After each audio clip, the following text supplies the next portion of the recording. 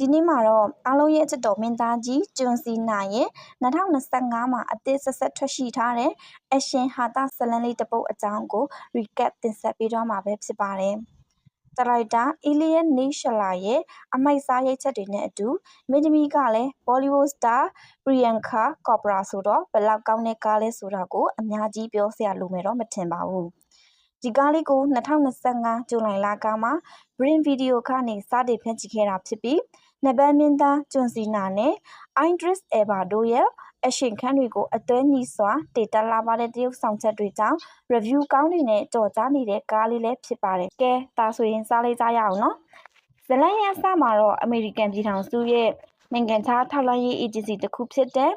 CIA MI6 ဟာစပိန်နိုင်ငံရဲ့လာတိုမတီနာလို့ခေါ်တဲ့ခရမ်းချင်ဒီအမဲတွေနဲ့အချင်းချင်းတစ်ပေါက်ပြီးဆင်နွှဲလေးရှိတဲ့ကမ္ဘာအကြီးဆုံးအစားအစာနဲ့တိုက်ခိုက်တဲ့ပွဲတော်ကိုရောက်ရှိနေခဲ့ပါတယ်။သူတို့ဟာတည်င်းဓမ္မတွေဟန်ဆောင်ပြီးတော့ဒီပွဲတော်ကိုတိုက်ရိုက်ထုတ်လွှင့်ဟန်ဆောင်နေခဲ့တယ်။အကြောင်းကတော့ကရာဒေါလို့ခေါ်တဲ့လူဦးဆောင်ထားတဲ့အဖွဲ့တစ်ဖွဲ့ကိုလာရောက်ဖမ်းဆီးဖို့တာဝန်ကြောင့်ပဲဖြစ်ပါတယ်။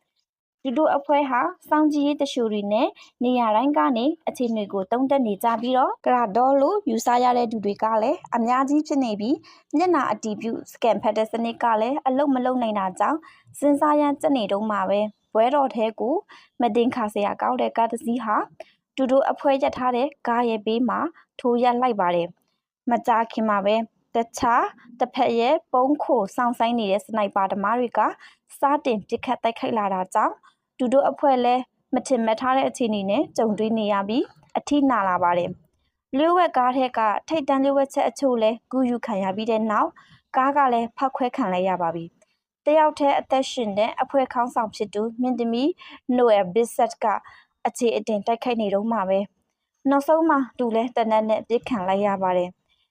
CIA အဖွဲ့ဝင်9ယောက်ရဲ့မစ်ရှင်လုပ်ရင်းအသက်ခံရတဲ့တင်းဟာနိုင်ငံတကာမှာလည်းဟိုလီတကြော်ဖြစ်နေခဲ့ပါတယ်။တစ်ဖက်မှာတော့အမေရိကန်ရဲ့ဓမ္မတာအတစ်ဖြစ်လာတဲ့တရုတ်ဆောင်တယောက်လည်းဖြစ်တဲ့ Will ဟာ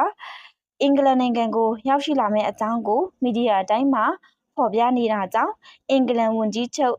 ဆမ်တယောက်အတော်လေးစိတ်နှောက်ယှက်ဖြစ်နေပါတယ်။ဆမ်ဟာကျုပ်ကင်းပြင်းနဲ့စပိန်ကိစ္စကိုတွေးနေရင်စိတ်နဲ့လူမကက်ဟန်ပုံပေါ်နေပါတယ်။ Will နဲ့ဆန်တို့နှစ်ယောက်ဟာလည်းအချင်းချင်းမကြည့်ဖြူကြသူတွေဖြစ်ပြီးအင်္ဂလန်နိုင်ငံမှာပြုလုပ်မဲ့တည်င်းထောက်တွေနဲ့တွေးဆုံပွဲကိုအတူတူမိန့်ခွန်းပြောကြရတော့မှာဖြစ်တာကြောင့်အပြိုင်အဆိုင်တွေဖြစ်နေကြပါတယ်ပွဲမစားခင်အချိန်ပိန်းလေးအလိုလမ်းမှာမျက်နှာချင်းဆိုင်မြုံနဲ့တင်စကားတွေအခြေတင်ဖြစ်နေကြပါတယ် Will ဟာစပိန်မှာဖြစ်ခဲ့တဲ့ကြောက်စရာဖြစ်ရတွေအကြောင်းနဲ့ပတ်သက်ပြီးမေးမြန်းခံလာရခဲ့ရင်ခေါင်းဆောင်ခြင်းတဲ့အကြောင်းပြောကနှစ်ယောက်အတူတူငင်းချမ်းရေးယူပြီးတည်င်းထောက်ချက်ခေါ်ဒွန်စီကမိခုမျိုးမရှိစေဖို့ကြိုပြောထားလိုက်ပါတယ်စင်ပေါ်မှာလဲအမေရိကန်ဓမ္မတာနဲ့အင်္ဂလန်ဝန်ကြီးချုပ်တို့ဟာအတစ်ထွက်ပေါ်လာတဲ့နှီးပညာအကြောင်းအရာတွေနဲ့နိုင်ငံချစ်ကြည်ရေးစီးလုံးရေးတွေအကြောင်းပြောနေရင်းကနေမိန်ခွန်းအညွန့်အသိမ်းမဟုတ်တော့ပဲတယောက်တည်းတယောက်သားစီမဲ့စကားတွေနဲ့စကားရည်လူပွဲတစ်ခုလိုခြေပါကကိုရေးကိုတာကိစ္စတွေအထိပါဝင်လူနီးပါးဖြစ်လာခဲ့တာကြောင့်ဝန်ကြီးချုပ်ကတည်င်းထောက်ချက်ခေါ်တွန်းကိုဖိတ်ခေါ်လိုက်ပါပြီသူကလည်းထင်ထားတဲ့အတိုင်းကိုစပိန်မှာဖြစ်ခဲ့တဲ့ကိစ္စကိုမေးမြန်းခဲ့ပြီး Will နဲ့ Sam ဟာအချင်းချင်းတိမ်ဆိုင်လိုမှုကိုသာစိတ်ထားနေခဲ့တာကြောင့်ကလေးတယောက်လိုအင်တာဗျူးမိသလိုဖြစ်နေခဲ့ပါတယ်။တည်င်းထောက်က Will နဲ့ Sam ဟာနိုင်ငံခေါင်းဆောင်တွေဖြစ်နေပေမဲ့တကယ်ရှိတမ်းမှာတိုက်ခိုက်ကြတဲ့သူရဲ့ကောင်းတွေမဟုတ်ကြတာကြောင့်သူတို့မိသားစုဝင်တွေရဲ့ခံစားချက်တွေကိုမစာနာနိုင်ကြောင်းခက်နေပြီးပြောတာကိုခံလိုက်ရပါတယ်။တည်င်းမီဒီယာတွေမှာလည်းဒီအကြောင်းဟာရုပ်ရုပ်တဲတဲဖြစ်သွားတာကြောင့်သူတို့နှစ်ယောက်ဟာချစ်ကြည်ရေးနဲ့စီလုံးရေးအတူကိုအစစ်တတဟန်ပြဖို့အတွက်အမုန်းတွေကိုမြုပ်တိတ်ပြီးဝေးရဲ့ကိုပိုင်လေရင်နဲ့လေရင်ခရီးစဉ်တစ်ခုကိုအတူတူတွားရောက်ဖို့ဖြစ်လာခဲ့ပါတယ်။လေရင်ပေါ်မတက်ခင်မှာအတူတူလက်ဆွဲနှုတ်ဆက်တဲ့တပ်ပုံတွေကိုမီဒီယာတွေမှာပြန့်နှံ့စေပြီးတော့နိုင်ငံစည်းလုံးမှုနဲ့ပြရုပ်တစ်ခုဖြစ်စေဖို့သူတို့ရဲ့လက်ထောက်တွေနဲ့အတူအကွက်ချထားခဲ့ပါတယ်။ဒါပေမဲ့လေရင်ပေါ်ရောက်တာနဲ့ထုံးစံအတိုင်းစကားတွေနဲ့တိုက်ခိုက်ကြပြီးလေရင်ထိန်ချုပ်ခန်းကားသူတွေလည်းလေရင်ပေါ်ကတရှို့လက်ရှိနဲ့အနှိမ့်စသဘောနဲ့ကိစ္စချောကုန်တာကိုမသိနိုင်ဖြစ်နေကြပါတယ်။သူတို့စကားအခြေအတင်ပြောနေတော့မှပဲ Will ကပုံမှန်မဟုတ်တဲ့လေရင်တစည်းကသူတို့နားကနေဖြတ်မောင်းသွားတာကိုတတိထားမိလိုက်ပြီးအကဲခတ်နေပါတယ်။ဒီအချိန်မှာ Sam ကလည်းတရှို့ဖြစ်သူရဲ့မူမမှန်တဲ့ပုံစံကြောင့်တခုခုဖြစ်နေပြီဆိုတာကိုတတိထားလိုက်မိပါတယ်။ ဘေးကလေရင်ဟာစားတင်ပြီးသူတို့စီပြစ်ခတ်လာချိန်မှာတော့လေရင်ထဲကတရှိုကလည်းလေရင်ပေါ်ကလူအားလုံးကိုတားမြောင်တစ်ချောင်းနဲ့လိုက်တက်နေပါပြီဝေးနက်ဆမ်ဟာတုံးကြီးတွေထိပြီးပြက်ကြားလူနီးမှဖြစ်နေတဲ့လေရင်ပေါ်မှာအသက်လူပြေးနေရပါပြီတရှိုဟာလေထီးထားတဲ့အခန်းမှာသူ့အတွက်တစုံယူကကျန်တာအားလုံးကိုမီးရှို့ပြီးဝေးလူရှိမှတင်ပဲထွက်ပြေးလွတ်မြောက်သွားခဲ့ပါတယ်ဝေးနက်ဆမ်ဟာလည်းမီးမလောင်သေးတဲ့လေထီးနှစ်ခုနဲ့အတူခုန်ချပြီးပယ်လာရုလေပိန်နဲ့ထဲကြကလွတ်မြောက်သွားခဲ့ပါတယ်သူတို့ဟာပိုလန်မှာရှိတဲ့အမေရိကန်လုံခြုံရေးလျှို့ဝှက်စခန်းတစ်ခုကိုတွားရမှာဖြစ်ပြီးဝေးလွန်းတာကြောင့်ဒေတာခန့်ရဲ့ကားကိုခိုးထွားဖို့ဖြစ်လာပါတော့တယ်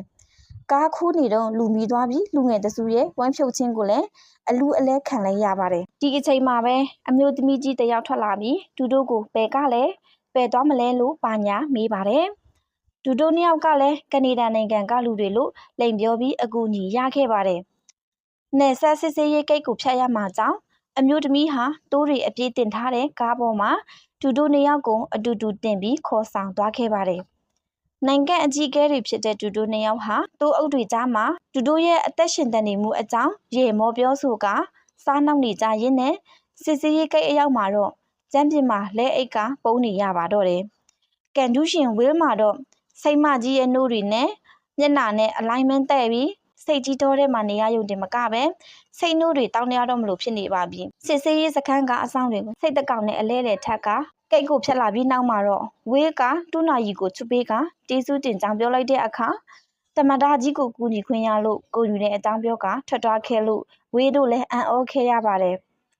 ပိုလန်စကန်ကိုရောက်တဲ့အခါမှာတော့ဟက်ခံထားရတဲ့ security camera ကနေသူတို့ရောက်နေတာကိုရန်သူတွေတီးသွားတာကြောင့်ရောက်မဆိုင်ပဲထက်ခါတိုက်ခိုက်ရပြန်ပါတယ်ဒီခန်းမှာတော့အမေရိကန်တွေရဲ့အစင်းမြင့်တဲ့နည်းပညာတွေနဲ့အကွက်တွေစိတ်နေအောင်ပြင်ဆင်ထားတဲ့ထောင်ချောက်တွေလျှို့ဝှက်ကင်မရာတွေလျှို့ဝှက်အခန်းတွေအပြင်အမိတ်စားလက်နက်တွေနဲ့အပြည့်ထန်တိုက်ခိုက်ကြပါတယ်နှစ်ဖက်စလုံးအတေးကြီးတိုက်ခိုက်ပြီးတဲ့နောက်မှာစခန်းကလူငယ်တွေရဲ့လက်ညွှန်ချက်နဲ့လျှို့ဝှက်တက်လီကားကနေထွက်ပြေးလွတ်မြောက်လူဆဲဆဲမှာပဲထပ်ပေါက်မှာအတင်းဆောင်နေပြန်တဲ့အဖွဲရဲ့ကြီးစံတွေကြားမှာရှောင်သိမ်းရင်လွတ်လပ်မရှိဖြစ်နေပါပြီဒီအချိန်မှာပဲဇလန်းအစမှာတည်ဆုံးပြီးအလောင်းရှာမတွေ့တော့တဲ့မင်းသမီးနိုအယ်ဟာကြီးကဝုစုံကြောင့်မတည်ဆုံးခဲ့ပဲနဲ့ဆမ်နဲ့ဝေးတို့ရဲ့တည်အချက်လက်တွေကိုစုံစမ်းနေခဲ့ကအဲ့နေရာကိုရောက်လာခဲ့ပြီးဆမ်နဲ့ဝေးတို့ကိုလမ်းမှာအနိုင်ကျင့်ပြီးလူလာခဲ့တဲ့ရဲကားတစည်းပေါ်တင်ပြီးမောင်းပြေးပါတော့တယ်ဆမ်နဲ့နိုအယ်မှာရင်းနှီးခဲ့ကြတဲ့သူတွေဖြစ်ပုံရပြီ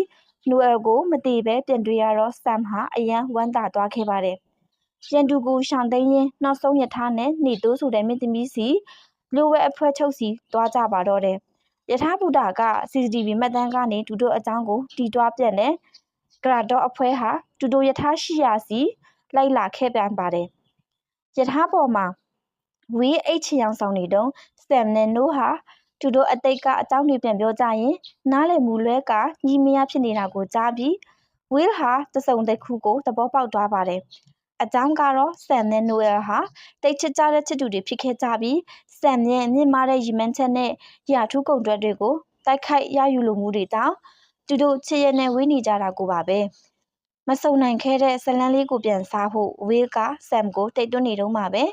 သူတို့ကိုတက်ဖို့လာတဲ့ကရာဒေါအဖွဲကြောင့်တိုက်ခိုက်ရပြန်ပါပြီကရာဒေါရဲ့လက်ရုံးနီးပညာတီတင်တူတစ်ဖြစ်လဲဟက်ကာကိုလက်ရဖမ်းဆီးမိပြီးမေးမြန်းပြီးတဲ့နောက်မှာကရာဒေါဥဆောင်တဲ့အကြမ်းဖက်အဖွဲ့ဟာနိုင်ငံတကာစစ်တပ်နဲ့နိုင်ငံရေးစည်းမျဉ်းတွေကိုချိုးဖောက်ပြီးတရားမဝင်နျူကလ িয়ার နည်းပညာတွေကိုထီတွင်ကကဘာကိုလွှမ်းမိုးဖို့ကြိုးစားနေတာကိုတီးလိုက်ရတာကြောင့်အရင်ကထပ်ပို့ပြီးသူတို့နှစ်နိုင်ငံပူးပေါင်းဆောင်ရွက်ဖို့လိုအပ်ကြောင်းတီးလိုက်ရပါပြီသူတို့ရဲ့ပြောကြားချက်အရနောက်ပူတာမှာသူတို့ကိုတပ်ဖို့စောင့်နေတဲ့အဖွဲ့ရှိနေတာကြောင့်တနာရီမှိန်40နှုန်းမောင်းနေတဲ့ရထားပေါ်ကနေခုန်ချခဲ့ပါတယ်ဒီလိုနိုင်ငံရေးနဲ့ဆိုင်တဲ့မြုပ်ကွက်တွေကိုပါတီးနိုင်တဲ့ရန်သူဖက်မှာအတွင်းလူရှိနေတာကိုကျိမ့်မိတာကြောင့်စုံစမ်းဖို့အတွက်အဆိုပါလူညွန့်တဲ့အဆောက်အုံထဲကလျှို့ဝှက်ပုံးတစ်ခုစီတွားခဲ့ကြရပြန်ပါတယ်နိုအယ်နဲ့ဝေးကယထာပေါ်ကလူပေးလိုက်တဲ့ password နဲ့ကုတ်တင်းကိုဖွင့်ကအတွင်းလူကဝယ်ရဲ့လက်ထောက်မှန်းတီးတွားခဲ့ကြပါတယ်ဆမ်ကတော့ရှိရလက်နဲ့အစုံနဲ့ရန်သူတွေခုခံကာကွယ်နေခဲ့ပါတယ်အဲ့ဒီအချိန်မှာကြက်လက်ရင်တစည်းနဲ့ဝယ်နိုးရှိတဲ့ပုံးကိုချိတ်တဲ့တွားကဆမ်ကြံခဲ့တဲ့အဆောက်အအုံကိုပုံခွဲဖျက်ဆီးလိုက်ပါတယ်ဝေးတို့ကလည်းပွင့်နေတဲ့ပုံးအပေါက်ကနေ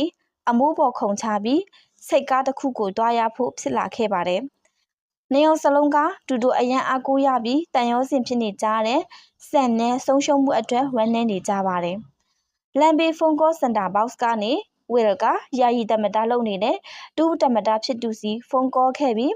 တူလက်ထောက်ဟာအတွင်းလူဖြစ်ကြောင်းနဲ့နေတို့အဖွဲ့ချုပ်ဖျက်သိမ်းရမယ်နိုင်ငံတကာညီလာခံအစည်းအဝေးကြီးကိုအချိန်ဆွဲထားပေးဖို့တောင်းဆိုကသူတို့ရဲ့ကားကိုလွတ်ခိုင်းခဲ့ပါတယ်။ယာယီတမတာလည်းစိတ်ချဖို့ပြောပြီးကားရောက်လာတဲ့အခါမှာတော့အထင်နဲ့အလွဲကြီးလွဲကတူတူကိုလှုပ်ကြံဖို့ယာယီတမတာကလွတ်လိုက်တာကိုတီးတွားပါတယ်။နောက်ွယ်ကဟာဝေးလက်ထောက်လို့အာယုံလဲခံလိုက်ရပြီးတကယ်ဖြစ်နေတာကယာယီတမတာမှတီးလိုက်ရပေမဲ့ဝေးတို့ကတော့အသက်ရှင်ဖို့ရာရုန်းကန်တိုက်ခိုက်နေရပါပြီ။တေလူဆဲဆဲအခြေအနေမှာပဲမိသက်ကားကြီးနဲ့စူပါဟီးရိုးတယောက်က